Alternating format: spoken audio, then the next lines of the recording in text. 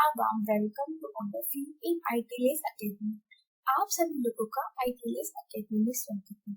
आज हम अपने इस वीडियो लेक्चर में डिस्कस करेंगे रेगुलेशन ऑफ जीन एक्सप्रेशन। ये जो जीन एक्सप्रेशन हो रहा था उसको हम कैसे रेगुलेट करेंगे, वो प्रोसेस हम आज अपने इस वीडियो लेक्चर में डिस्कस करेंगे। इसमें हम वो प्रोसेस डिस्कस करेंगे रेगुलेशन की जो हमारी ट्रांसक्रिप्शन की प्रोसेस को इफेक्ट करेंगे। कि मतलब अगर हमारा डीएनए है, डीएनए से हमारा एमआरएनए बना है, तो एमआरएनए की ट्रांसक्रिप्शन की प्रोसेस को कैसे हम रेगुलेट करते हैं, कैसे क्या पूरी प्रोसेस होती है, वो आज हम अपने इस वीडियो लेक्चर में डिस्कस करेंगे। हमने अपने लास्ट वीडियो लेक्चर में ये डिस्कस किया था कि हमारा आरएनए, सबसे पहले हमने डिस्कस किया था अपने डीएनए रेप्लिकेशन के बारे में कि हमारा डीएनए से कैसे रेप्लिकेट होकर उसकी डुप्लीकेट कॉपी बनी या उसके क्लोन की फॉर्मेशन हुई। फिर नेक्स्ट हमने देखा उसका ट्रांसक्रिप्शन पार्ट क्या कर रहा है कि वो जो डीएनए था उसने अपना एक्सप्रेशन शो किया एज अ एमआरएनए की फॉर्म में। तो उसके बाद फिर हमने देखा एमआरएनए की प्रोसेस हो गई। तो जो डीएनए से एमआरएनए की प्रोसेस होती है वो कंटिन्यूअस तो चलती ही रहती है कि कंटिन्यूअस ही एमआरएनए की सिंथेसिस कंप्लीट होती रहे, ऐसा नहीं होता है। उसको रेगुलेट भी करना होता है। तो उसको ट्रांसक्रिप्शन की प्रोसेस को हम कैसे रेगुलेट करते हैं वो आज हम अपने इस वीडियो लेक्चर में डिस्कस करेंगे। और लास्ट वीडियो लेक्चर में हमने ये ऑलरेडी डिस्कस कर चुके हैं कि ट्रांसक्रिप्शन की प्रोसेस कैसे परफॉर्म की जाती है। तो हम इसके लिए हमने सबसे हमारे कुछ मॉडल्स हैं वो डिस्कस दिए गए हैं। वो जो मॉडल है वो हमें ये एक्सप्लेन करते हैं कि जो रेगुलेशन की प्रोसेस होती है वो कैसे परफॉर्म की जाती है। तो इसमें हमारा एक मॉडल है, वो है lac operon model. Lac operon model क्या है? लैक ऑपेरॉन मॉडल क्या है? ये हमारे जीन को रेगुलेट करने की एक प्रोसेस है। और ये जो जीन रेगुलेशन है ये हमारे प्रोकैरियोटिक सेल्स के लिए, मतलब क्या है, ये जो हमारा जीन रेगुलेशन है लैक ऑपेरॉन के थ्रू, ये हमारा होता है प्रोकैरियोटिक सेल्स में। और प्रोकैरियोटिक सेल्स में ही होता है। और इसमें क्या होता है, हम जो हमारा एक लैक्टोज, जो हमारे यहाँ पे लैक वर्ड यूज किया गया है, जो लैक वर्ड है जो यूज किया जा रहा है, वो हमारा यूज किया जा रहा है लैक्टोज को। मतलब लैक्टोज से हमने लैक लिया है और उसका ऑपेरॉन मॉडल यहाँ पे बनाया गया है। कि हमने यहाँ पे ये देखेंगे कि जो हमारी लैक्टोज की प्रोसेस होती है या जो हमारा लैक्टोज होता है वो कैसे हमारी प्रोकैरियोटिक सेल्स में यूटिलाइज होता है, बैक्टीरिया सेल्स कैसे यूटिलाइज करती है, उसके एक्सप्रेशन को शो करने के लिए यहाँ पे हमारा एक लैक ऑपेरॉन मॉडल दिया गया है। तो अब जो लैक ऑपेरॉन मॉडल होता है उसमें एक हमारी होती है प्रमोटर साइट, जो हमारी होती है 5 प्राइम एंड पे। इसके अलावा ये जो लैक ऑपेरॉन होता है इसमें 3 जीन्स के रेगुलेट करते हैं हम। पहला हमारा होता है लैक जेड जीन, लैक ए जीन और लैक वाई जीन। ये हमारे 3 जीन होते हैं जिनके रेगुलेशन को हम स्टडी करते हैं with the help of lac operon model. इसमें जो हमारा लैक वाई जीन होता है, लैक वाई जीन क्या होता है, ये लैक्टोज परमिएस को रिप्रेजेंट करता है। मतलब ये जो अगर लैक वाई जीन है हमारा, अगर ये अपना एक्सप्रेशन शो कर रहा है तो ये बनाएगा हमारा लैक्टोज परमिएज एंजाइम को। ये लैक्टोज परमिएज एंजाइम क्या करेगा, ये अलाउ करेगा प्रोटीन को कि वो बैक्टीरियल की सेल्स में, देखिए ये जो हमारी बैक्टीरिया की सेल्स है यहाँ पे हमारा लैक्टोज प्रेजेंट है। तो अगर हमारा लैक वाई जीन एक्सप्रेस हो रहा है तो ये क्या करेगा, लैक्टोज परमिएज एंजाइम बनाएगा। और ये लैक्टोज परमिएज एंजाइम इस जो हमारा लैक्टोज बाहर सेल्स की इनसाइड प्रेजेंट है उसको by the help of cell membrane cells के अंदर इंसर्ट करेगा। तो ये हमारी वर्किंग होती है किसकी, लैक्टोज परमिएज एंजाइम की। नेक्स्ट है हमारा लैक ए जीन। लैक ए जीन क्या करता है, ये लैक ए जीन बनाता है थायोग्लाइकोसाइडेज ट्रांस एसिटिलेज एंजाइम को। ये लैक ए जीन है, ये हमारा बनाता है ट्राइगैलेक्टोसाइडेज ट्रांस एसिटिलेज एंजाइम को। ये एंजाइम क्या करता है, ये एंजाइम करता है rid the cells of toxic thioglycerol that allow get the transport via lac Y gene. ये क्या करता है, जो हमारा थायो टैक्सोथायोग्लैक्टेज इलेक्टेज कंपाउंड है उसको ट्रांसपोर्ट होने से रिजिड करता है, मतलब उसको रोकता है, उसे रिजिडिटी प्रोवाइड करता है, जिससे जो हमारा टॉक्सिक कंपाउंड है वो हमारे सेल्स के अंदर ट्रांसफर ना हो। तो ये वर्क होता है हमारा किसका, लेग ए जीन की। अब हम बात करते हैं लेग जेड जीन। ये जो लेग जेड जीन होता है ये बहुत ही ज्यादा मोस्ट इम्पोर्टेंट रोल प्ले करता है किसमें, लैक्टोज के डिग्रेडेशन में, लैक्टोज से हम कैसे एनर्जी को लेते हैं उसमें ये सबसे इम्पोर्टेंट रोल प्ले करता है। वो कौन सा करता है, हमारा leg Z gene. Leg Z gene कौन सा एंजाइम बनाता है, ये बनाता है हमारा गैलेक्टोसाइडेज एंजाइम। ये बेसिकली बनाता है हमारा बीटा गैलेक्टोसाइडेज एंजाइम। और ये जो बीटा गैलेक्टोसाइडेज एंजाइम है ये सबसे पहले लैक्टोज को कन्वर्ट करता है गैलेक्टोज में। ये हमारा पॉलीसैकेराइड शुगर्स को फिर इसे किस में कन्वर्ट करता है, ओलिगोसैकेराइड, सॉरी, सबसे पहले ये है हमारा लैक्टोज। लैक्टोज को ये कन्वर्ट करता है हमारा किसमें, गैलेक्टोज में। उसके बाद फिर ये जो गैलेक्टोज है इसका फर्दर डिग्रेडेशन हो जाता है किसमें, ग्लूकोज में। और फिर ये जो ग्लूकोज होती है इससे हम अपनी एनर्जी का प्रोडक्शन करते हैं। एनर्जी का प्रोडक्शन कैसे करते हैं, ये जो हमारा ग्लूकोज है इसकी फिर हमारी होगी ग्लाइकोलिसिस। ग्लाइकोलिसिस को यहाँ पे मैंने जी से रिप्रेजेंट किया है। अब सबसे इसके बाद हो गई थी ग्लाइकोलिसिस हो गई, ग्लाइकोलिसिस के बाद होगी इसकी टीसीए साइकिल, उसके बाद होगी इसमें ईटीसी साइकिल, और ईटीसी साइकिल के बाद क्या हो जाएगा, हमें एनर्जी मिल जाएगी किसके फॉर्म में, एटीपी के फॉर्म में। तो इस तरीके से ये हमारा एंजाइम एटीपी की फॉर्मेशन में या फिर एनर्जी की फॉर्मेशन में मोस्ट इम्पोर्टेंट रोल प्ले करता है अगर सेल्स के पास कार्बन सोर्स है लैक्टोज। अगर कोई सेल है उसके पास बाहर लैक्टोज प्रेजेंट है किसकी फॉर्म में, एज अ कार्बन सोर्स। तो अगर कार्बन सोर्स लैक्टोज है तो जो हमारा लैकोपेरोन मॉडल है ये वर्क करेगा, लेग जेड जीन एक्टिवेट होगा, और लेग जेड जीन एक्टिवेट होने के बाद गैलेक्टोसाइडेज एंजाइम बनाएगा। ये गैलेक्टोसाइडेज एंजाइम हमारे ग्लूकोज को कन्वर्ट कर देंगे गैलेक्टोज में, फिर ये गैलेक्टोज कन्वर्ट हो जाएगा हमारा ग्लूकोज में और हमें एनर्जी मिल जाएगी in the form of ATP. तो ये सारी जितनी भी हमने अभी प्रोसेस पढ़ी उन सबको जो कैसे हम रेगुलेट करते हैं, मतलब कैसे इनके एक्सप्रेशन को हम शो करते हैं या कैसे इनका एक्सप्रेशन होता है सेल्स में, वो हम अपने इस वीडियो लेक्चर में डिस्कस करेंगे। और यही कैसे इसकी प्रोसेस को पूरा मैनेज किया जाता है वही हमें लैकोपेरोन मॉडल बताता है। लैकोपेरोन मॉडल हमें क्या बताता है, लैकोपेरोन मॉडल हमें वो बताता है कि अगर कोई सेल्स है उसमें lactose as a carbon source present है तो उसका यूटिलाइजेशन कैसे होता है वो। अब नेक्स्ट हम देखते हैं, ये है हमारा लैकोपेरोन मॉडल का ओवरव्यू टाइप का।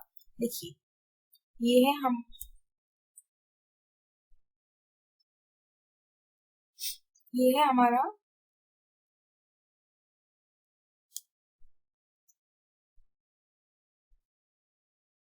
हमारा डीएनए।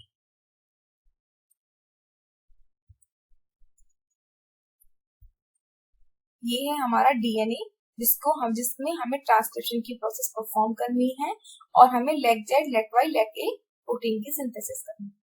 अब जो ये लेग जेड ये जो हमारा सीक्वेंस है इस पे कई साइट्स प्रेजेंट होती हैं, जैसे यहाँ पे एक सीएपी साइट प्रेजेंट होती है। यहाँ पे क्या प्रेजेंट है, हमारी प्रेजेंट है सीएपी साइट। ये सीएपी साइट किस पर स्टैंड करती है,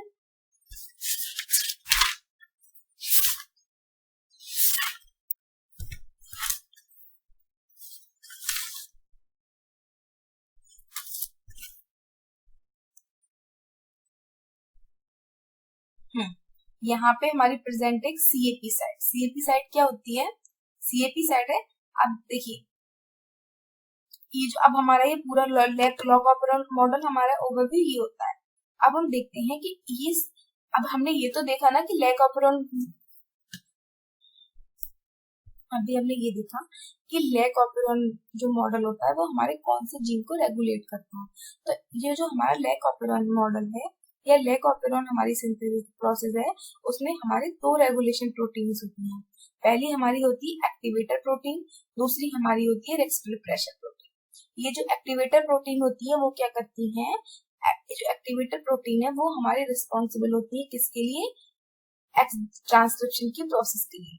मतलब वो कंपाउंड्स या वो रेगुलेटरी साइट या फिर वो एक्टिवेटर्स जो हमारे ट्रांसक्रिप्शन की प्रोसेस को परफॉर्म करने के लिए आगे रेगुलेट करते हैं या फिर इनिशिएट करते हैं या उसको एक प्लेटफॉर्म प्रोवाइड कराते हैं जिससे कि हमारा आरएनए पॉलीमरेज आए और आके बाइंड करे वो जो हमारे साइट होता है या वो कंपाउंड या वो हमारे सीक्वेंस कहलाते हैं हमारे एक्टिवेटर सीक्वेंस। और वो ये है हमारी सीएपी साइट।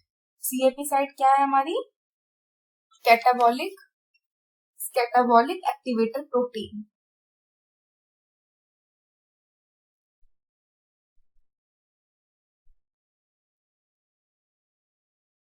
ये क्या है हमारी कैटाबॉलिक एक्टिवेटर प्रोटीन्स। नेक्स्ट है हमारा रिप्रेशर। रिप्रेशर क्या होता है, रिप्रेशर वो कंपाउंड्स होते हैं जो हमारे ट्रांसक्रिप्शन की प्रोसेस को चेकआउट कर देते हैं, मतलब रोक देते हैं या फिर प्रिवेंट कर देते हैं। तो वो हमारा कंपाउंड कहलाता है यहाँ पे लैक रिप्रेशर। अगर हमारे लैक रिप्रेशर प्रेजेंट होगा तो हमारी ट्रांसक्रिप्शन की प्रोसेस नहीं होगी। वहीं अगर हमारा सीएपी प्रेजेंट होगा तो हमारी ट्रांसक्रिप्शन की प्रोसेस होगी। और जो हमारा लैक प्रेशर होता है उसे यहाँ पे लैक आई से रिप्रेजेंट करते हैं। और ये जो लैक आई होता है ये हमारे ऑपरेटर साइट के जस्ट पास ही प्रेजेंट होता है। अब देखिए यहाँ पे ये पूरी चीजें डिस्कस की गई है कि कैसे सारी चीजें होती है। ये है हमारी सीएपी साइट,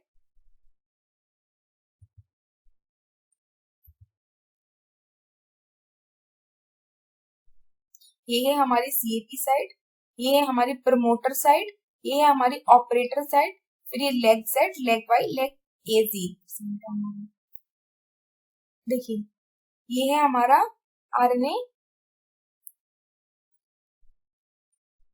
ये है हमारा आरएनए पॉलीमरेज एंजाइम और ये आरएनए पॉलीमरेज एंजाइम ही रिस्पॉन्सिबल होता है ट्रांसक्रिप्शन की प्रोसेस में। अब देखिए ये जो हमारा आरएनए पॉलीमरेज होगा वो हमारे प्रमोटर साइट पे आके बाइंड करेगा, लेकिन जैसे अब यहाँ पे ना तो कोई रिप्रेशर प्रोटीन प्रेजेंट है ना ही कोई एक्टिवेटर प्रोटीन प्रेजेंट है, तो ये जो हमारा लेवल होगा वो हमारा कहलाएगा बेसल लेवल ऑफ ट्रांसक्रिप्शन। वहीं अगर जो हमारी ऑपरेटिव साइट होगी उससे हमारा रिप्रेशर साइट अगर बाइंड कर जाती है तो हमारे कोई ट्रांसक्रिप्शन की प्रोसेस नहीं होगी।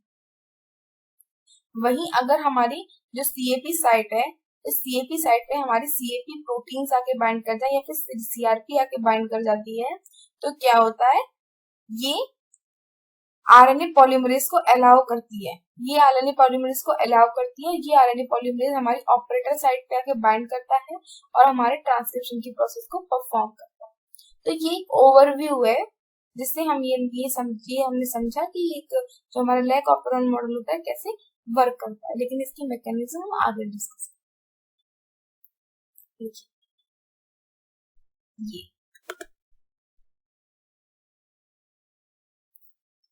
ये है हमारी सीएपी साइट, ये है हमारी प्रमोटर साइट, ये है हमारा ऑपरेटर, ये है हमारा ट्रांसक्रिप्शन स्टार्ट पॉइंट और ये है हमारा लेग जज। ठीक है, ये हमने अपने लास्ट स्लाइड में देखा। आप देखिए यहाँ पे जो ये है हमारा O3 साइट पॉइंट, ये हमारा A, ये हमारा O1, ये ऑपरेटर की साइट है, मतलब ये हमारा ऑपरेटर है। और ये है हमारे 3 gene, leg Z, leg Y, leg A।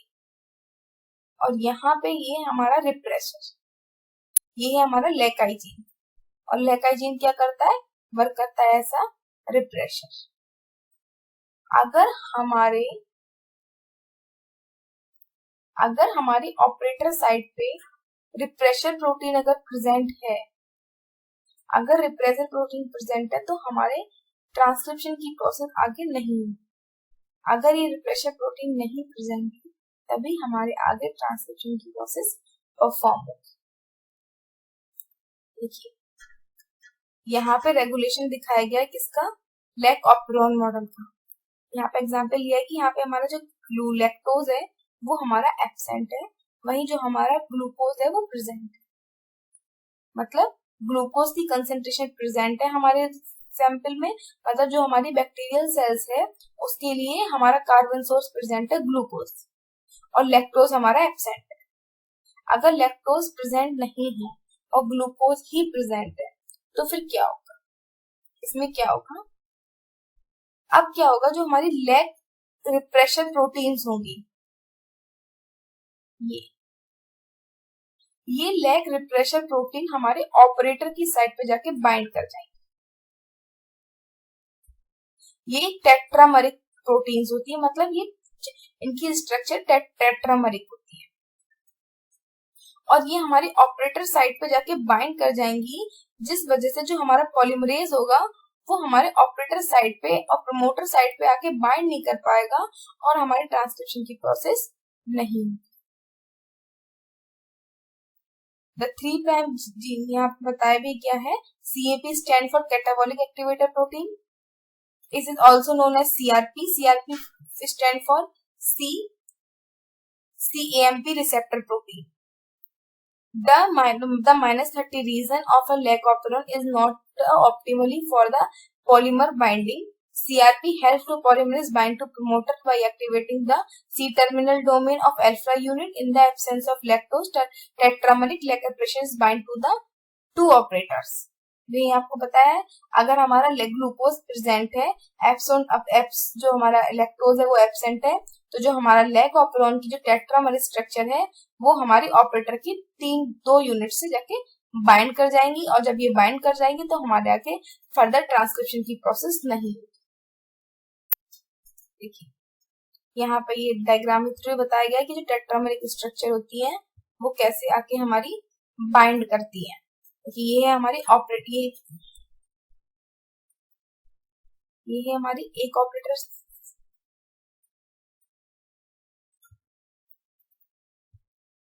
ये है हमारा एक ऑपरेटर रीजन, ये है हमारा सेकंड ऑपरेटर रीजन।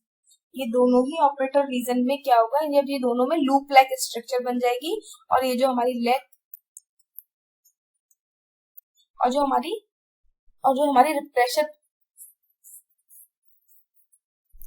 हमारी रिप्रेशर प्रोटीन होगी वो इस फॉर्म में हमारे बाइंड कर जाएंगी, किससे, 2 ऑपरेटर्स के बीच में, और इससे क्या होगा, हमारी आगे ट्रांसक्रिप्शन की प्रोसेस परफॉर्म नहीं होगी। अब नेक्स्ट हम देखते हैं कि अगर हमारा ग्लूकोज है, मतलब जो हमारा बैक्टीरिया है, उस बैक्टीरिया में हमारा लैक्टोज भी प्रेजेंट है और ग्लूकोज भी प्रेजेंट है, लेकिन जो ग्लूकोज प्रेजेंट है वो हमारा बहुत ही ज्यादा लो अमाउंट में प्रेजेंट है, तब क्या होगा, तो जब हमारा जो ग्लूकोज है वो हमारा लो अमाउंट में प्रेजेंट है और जो हमारा लैक्टोज है वो काफी ज्यादा अमाउंट में प्रेजेंट है, तो क्या होगा, जो लैक्टोज होगा, लैक्टोज कन्वर्ट हो जाएगा किसमें, एलो लैक्टोज में।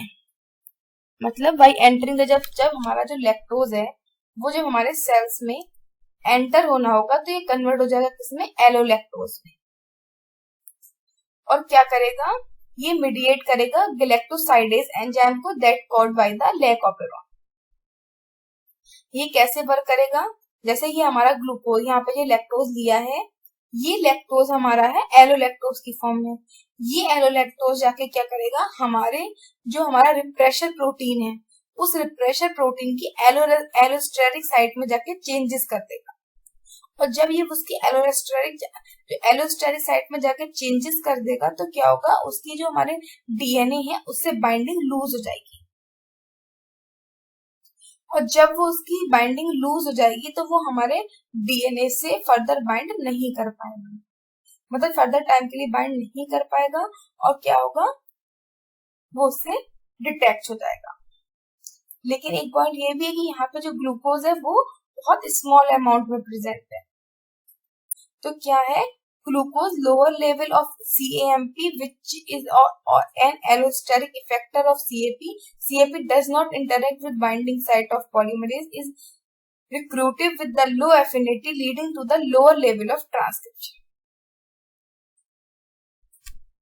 क्या होगा, अब यहाँ पे क्या है, ग्लूकोज भी प्रेजेंट है, तो ग्लूकोज भी प्रेजेंट है, ग्लूकोज में हमारी प्रेजेंट होती है CAP प्रोटीन. मतलब अब देखिए, जो हमारा लैक्टोज था उसने तो हमारे रिप्रेशर प्रोटीन से आगे बाइंड कर दिया, रिप्रेशर प्रोटीन हट गया. अब क्या है, हमारी ऑपरेटर साइट एकदम फ्री है, यहाँ पे कोई भी चीज, कोई भी पॉलीमरेज आके या फिर कोई भी हमारा एंजाइम आके बाइंड कर सकता है और आगे हमारी ट्रांसक्रिप्शन की प्रोसेस को परफॉर्म कर सकता है. लेकिन यहाँ पे समझने वाली बात ये है कि यहाँ पे हमारा ग्लूकोज भी कुछ अमाउंट में प्रेजेंट है.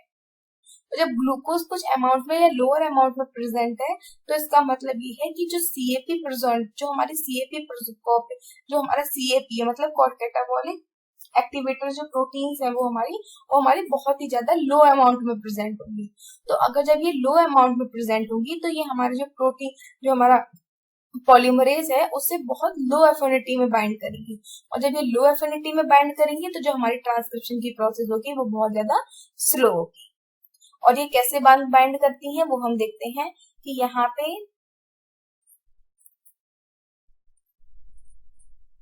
देखिए, ये है हमारी CAP प्रोटीन. यहाँ पे हमारा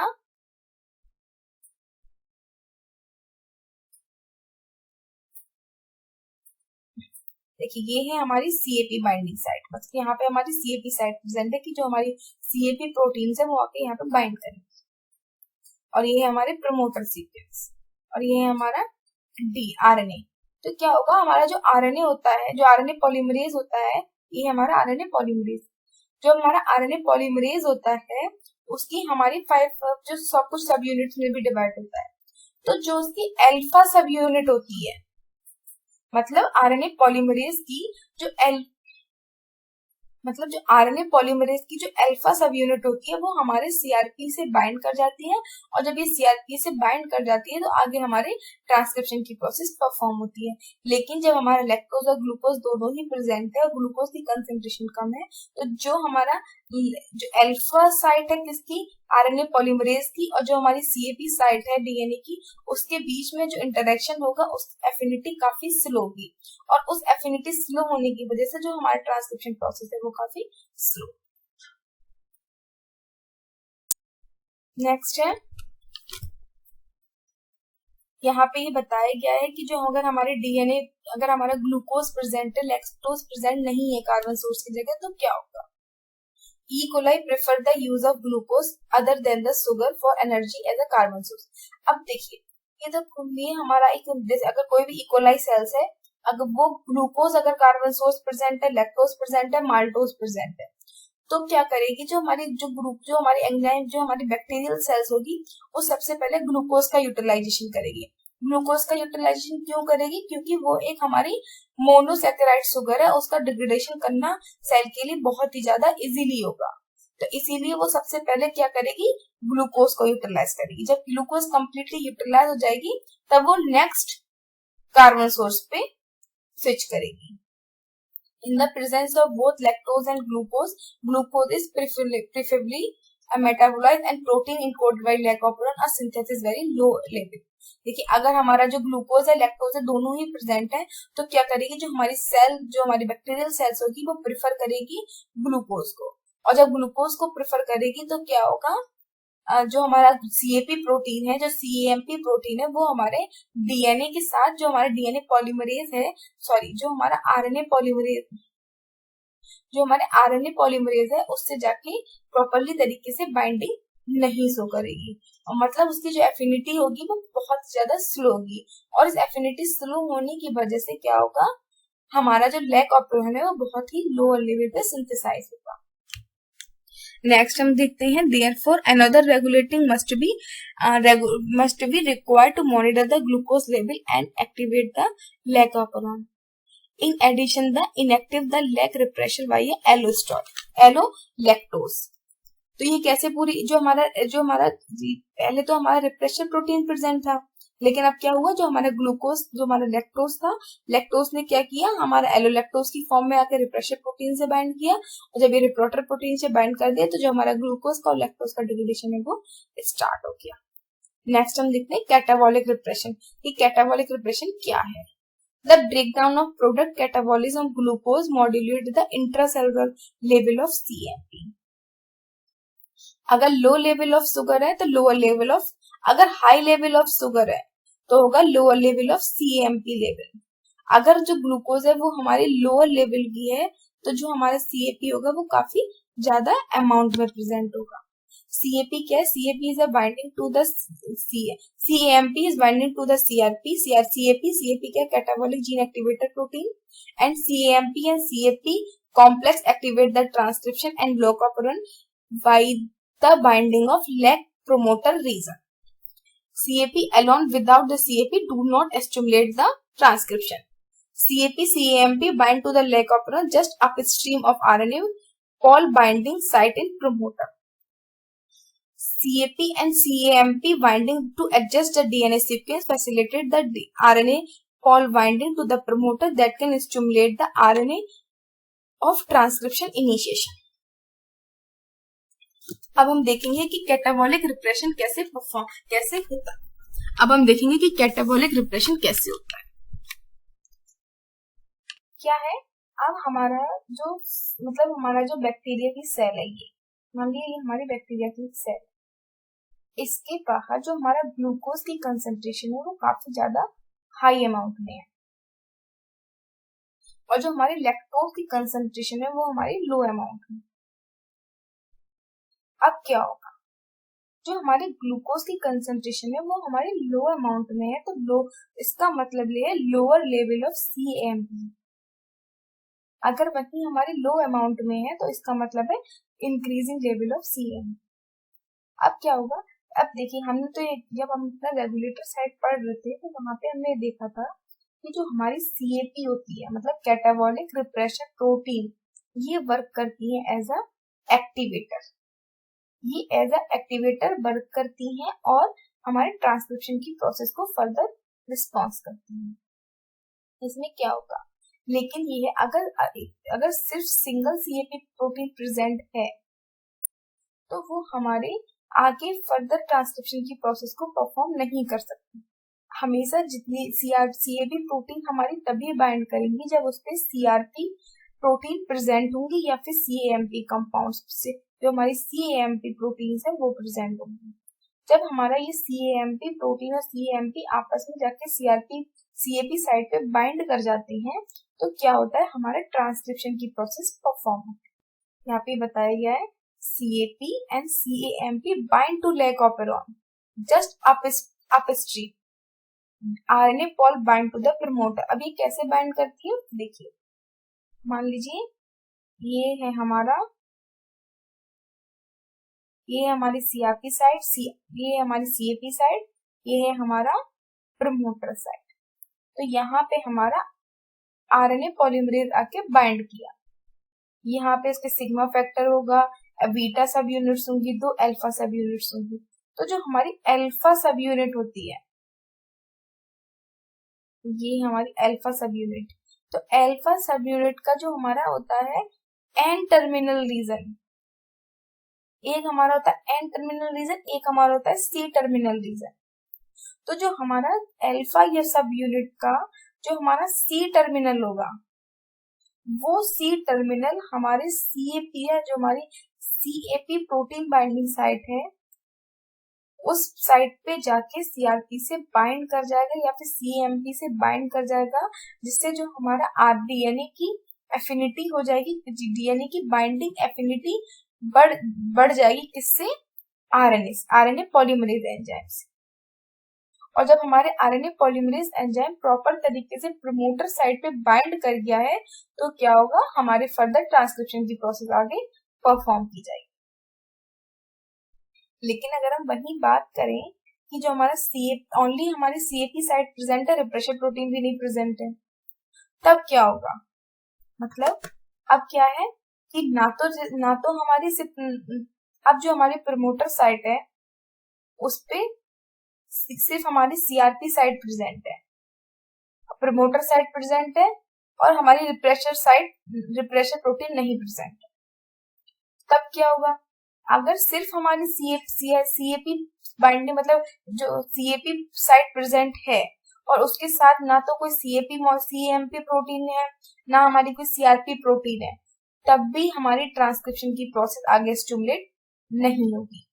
अगर हमें ट्रांसक्रिप्शन की प्रोसेस अपनी स्टिमुलेट करनी है तो हमें सीएपी साइट पे सीआरपी प्रोटीन या फिर सीएमपी प्रोटीन्स या कंपाउंड्स की रिक्वायरमेंट होगी, तभी हमारी आगे ट्रांसक्रिप्शन की प्रोसेस परफॉर्म की जा सकती है। अगर देखिए यहाँ पे हमारा जो ये है हमारा मॉलिक्यूल्स है, क्योंकि यहाँ पे नेक्स्ट दिखाया गया है कि अब हमारा जो नेक्स्ट में रेगुलेशन बताया गया है, थर्ड टाइप का रेगुलेशन क्या है हमारा। थर्ड टाइप के रेगुलेशन में ये है कि हमारा सिर्फ और सिर्फ ग्लूकोज हमारा प्रेजेंट नहीं है, सिर्फ और सिर्फ हमारा क्या है, लैक्टोज प्रेजेंट है। तो क्या होगा, अगर हमारा सिर्फ और सिर्फ लैक्टोज प्रेजेंट है, ग्लूकोज प्रेजेंट नहीं है, तो जब ग्लूकोज हमारा प्रेजेंट नहीं है तो जो हमारा सीएमपी है उसकी जो अमाउंट होगी बहुत ज्यादा हाई होगी। जब बहुत ज्यादा अमाउंट इसकी हाई होगी तो ये बहुत ज्यादा ही अमाउंट में सीआरपी से जो हमारी सीएपी बाइंडिंग साइट है या एक्टिवेटर साइट है उस पे आके बाइंड करेगा, और जो हमारा ग्लूकोज होगा वो एलो लैक्टोज, जो हमारा लैक्टोज होगा वो एलो लैक्टोज की फॉर्म में पहले कन्वर्ट होगा, वो रिप्रेशर प्रोटीन की एलोस्टेरिक साइट पे जाके बाइंड करेगा, उसमें कन्फर्मेशनल चेंज करेगा। कन्फर्मेशन चेंज करने से जो हमारा रिप्रेशर प्रोटीन होगी वो हमारे जो डीएनए है उसे डिटैच हो जाएगी, और जब ये डिटैच हो जाएगी तो हमारा ऑपरेटर फ्री हो जाएगा, और जब ये हमारा ऑपरेटर एकदम फ्री हो जाएगा तब क्या होगा, हमारी ट्रांसक्रिप्शन की प्रोसेस होगी, और ये इस टाइम जो ट्रांसक्रिप्शन की प्रोसेस होगी वो काफी ज्यादा हाई अमाउंट में होगी। हाई अमाउंट में क्यों हो रही, क्योंकि हमारा सिर्फ और सिर्फ लैक्टोज प्रेजेंट है, और जब लैक्टोज है, लैक्टोज में फिर हमें उसे लैक्टोज में कन्वर्ट करना है, फिर उसे ग्लूकोज में कन्वर्ट करना है और अपनी प्रोटीन की सिंथेसिस करानी है, और एटीपी की सिंथेसिस करानी है जो हमारी एनर्जी के फॉर्म में यूटिलाइज होगी। तो हमने 3 कंडीशन अपनी देखी लैक ऑपेरॉन में। पहली कंडीशन थी हमारी जहाँ पे जो ग्लूकोज, पहली कंडीशन थी जहाँ पे हमारा जो लैक्टोज था वो बिल्कुल एब्सेंट था, सिर्फ और सिर्फ हमारा ग्लूकोज प्रेजेंट था। तो वहां पे उस केस में क्या होगा, हमारे कोई भी जीन का एक्सप्रेशन शो नहीं होगा। नेक्स्ट कंडीशन हमने देखी जब हमारा लैक्टोज भी प्रेजेंट था, हमारा ग्लूकोज भी प्रेजेंट था, लेकिन जो ग्लूकोज था वो हमारा बहुत ही ज्यादा लो अमाउंट में प्रेजेंट था। तो जब हमारा ग्लूकोज लो अमाउंट में प्रेजेंट होगा तो क्या होगा, जो हमारा ट्रांसक्रिप्शन की प्रोसेस होगी, ट्रांसक्रिप्शन का लेवल होगा बहुत ही ज्यादा स्लो होगा।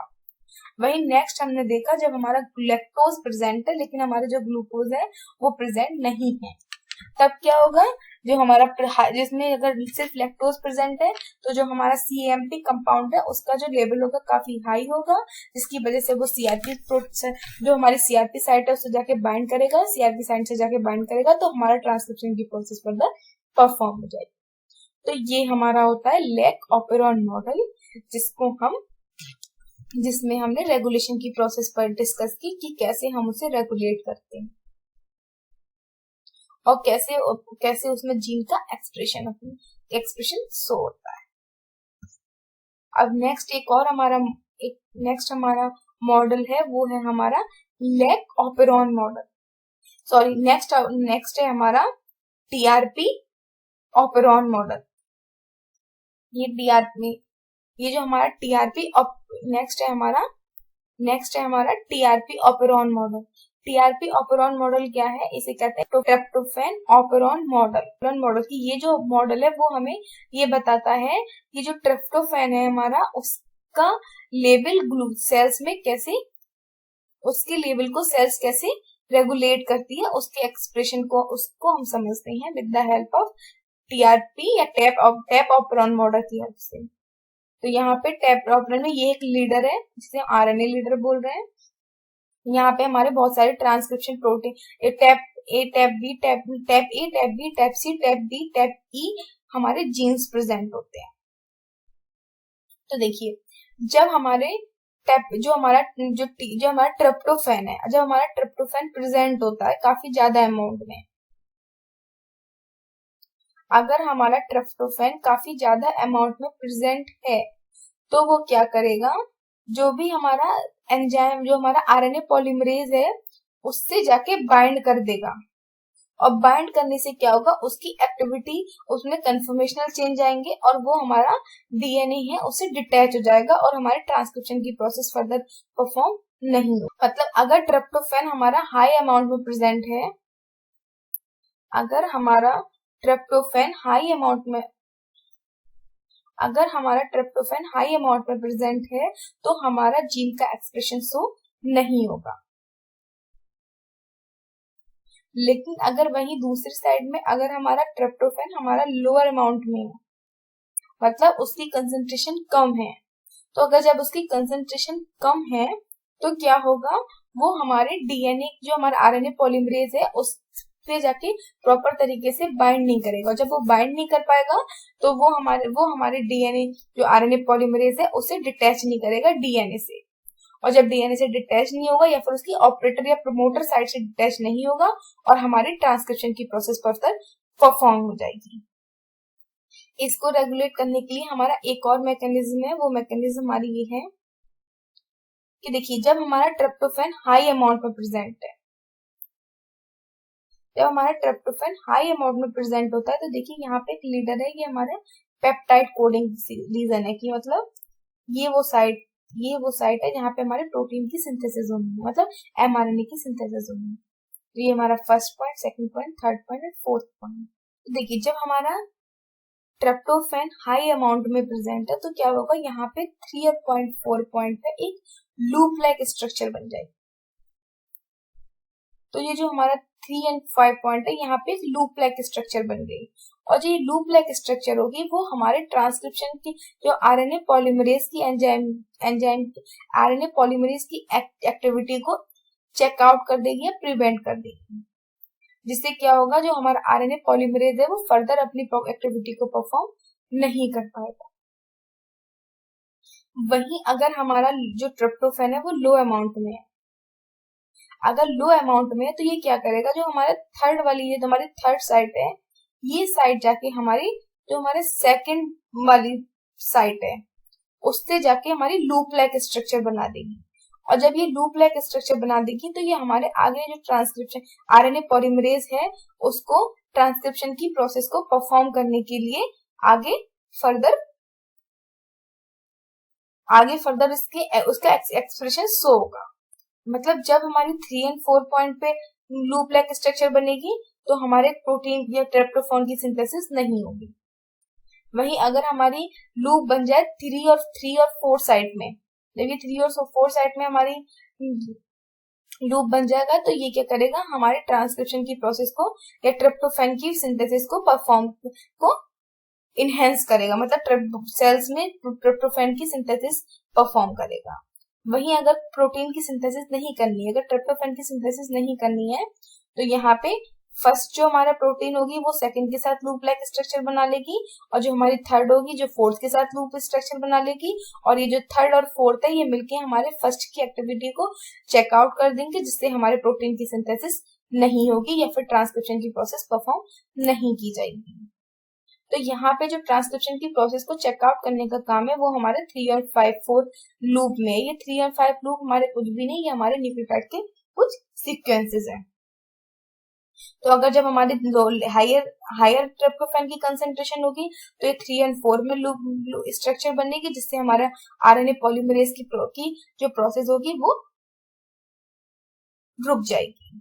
वहीं अगर हमारी ट्रिप्टोफैन जो लूप लाइक स्ट्रक्चर है वो 3 और 4 के बीच में होगी तो ये आगे उसकी आरएनए पॉलीमरेज की एक्टिविटी को परफॉर्म करेगा और ट्रांसक्रिप्शन की प्रोसेस परफॉर्म होगी।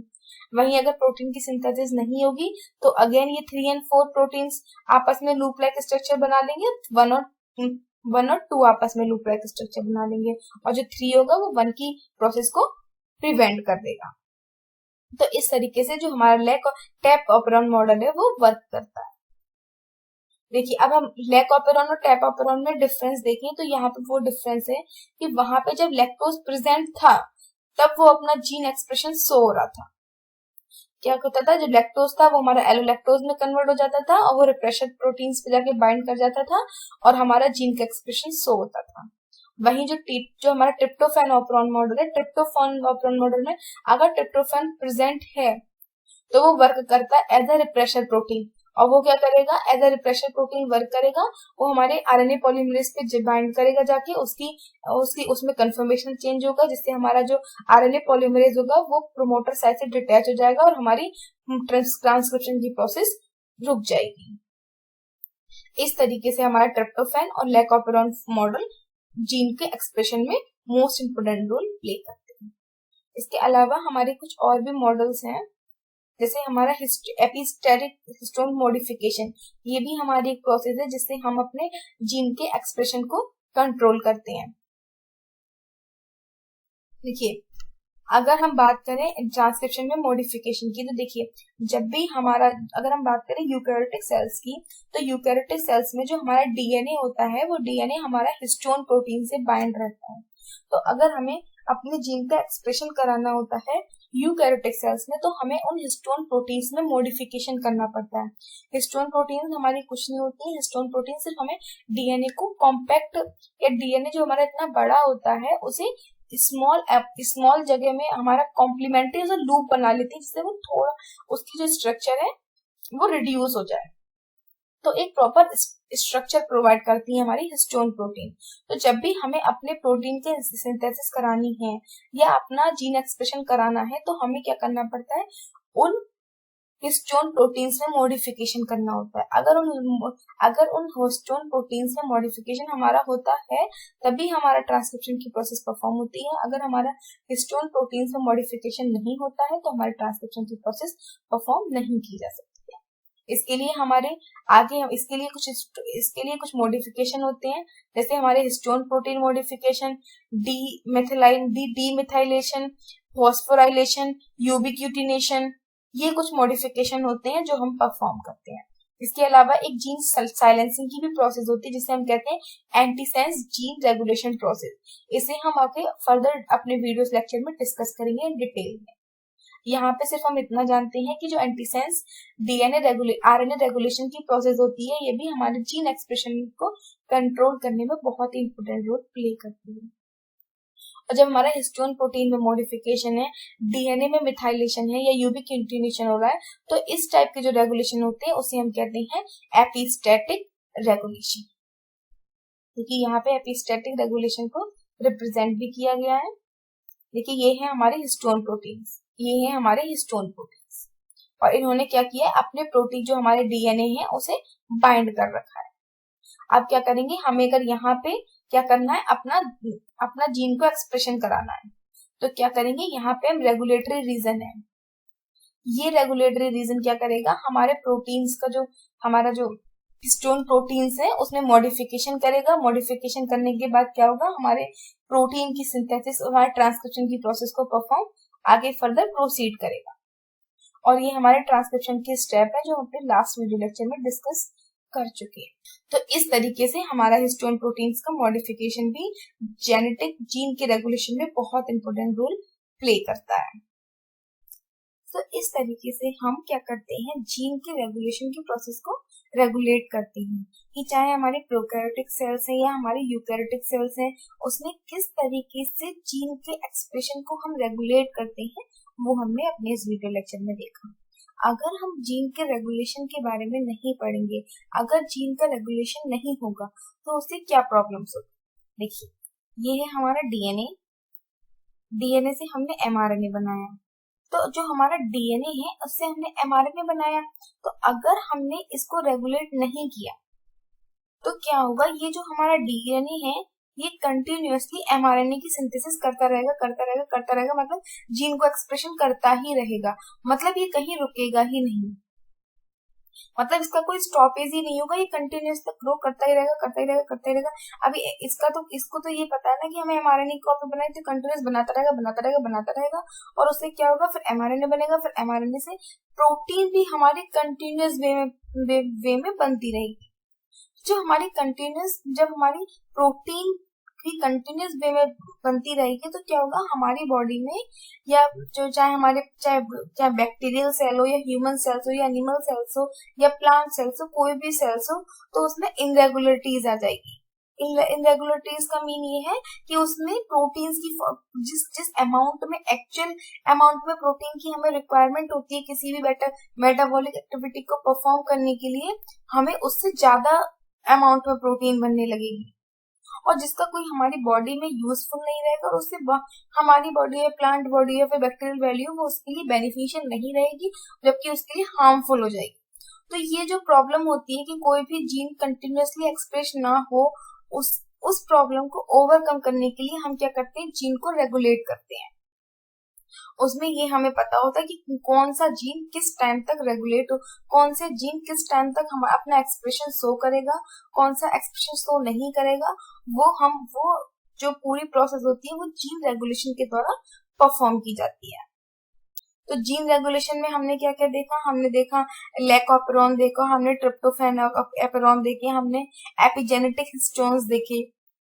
तो ये सारी जो प्रोसेसेस होती हैं, इन प्रोसेसेस के द्वारा हम जीन को ही रेगुलेट करते हैं, जिससे कि उनका एक्सप्रेशन एक कंटिन्यूअस वे में हो। कंटिन्यूअस वे में मतलब जिस अमाउंट में हमें रिक्वायरमेंट हो उसी अमाउंट में उनका रेगुलेशन हो, उसका जो रेगुलेशन हो वो एक्सेस ना करे। तो ये मोस्ट इम्पोर्टेंट रोल होता है किसका, जीन के रेगुलेशन का। अगर जीन के रेगुलेशन में इनरेगुलरिटी होगी या फिर उसमें कोई भी डिस्टरबेंस होगा, या तो कोई जीन ज्यादा एक्सप्रेस कर रहा है या फिर कम एक्सप्रेस कर रहा है, उन दोनों ही कंडीशन हमारे लिए बहुत ही ज्यादा हार्मफुल रहेंगी। हमें हमारी बॉडी की जितनी भी मेटाबॉलिक एक्टिविटी होती है, उन सारी एक्टिविटी को परफॉर्म करने के लिए एक लिमिटेड अमाउंट की ही प्रोटीन की रिक्वायरमेंट होती है। उनकी जो कंसेंट्रेशन होती है वो भी हमें लिमिटेड ही चाहिए रहती है, स्ट्रक्चर भी लिमिटेड चाहिए। अगर उससे ज्यादा एक्सेस अमाउंट में होती है तब भी वो हमारे लिए हार्मफुल है, अगर लेस अमाउंट में तब भी हमें हार्मफुल है। तो ये जो पूरी प्रोसेस होती है इसे हम ओवरकम करते हैं, रेगुलेट करते हैं by the help of gene expression की process. Please follow ITLS Academy on Instagram, Facebook, Twitter, YouTube, WhatsApp, LinkedIn, and also get it on Google Play Store. Thank you so much for watching my video. Please like, share and subscribe ITLS Academy. Thank you.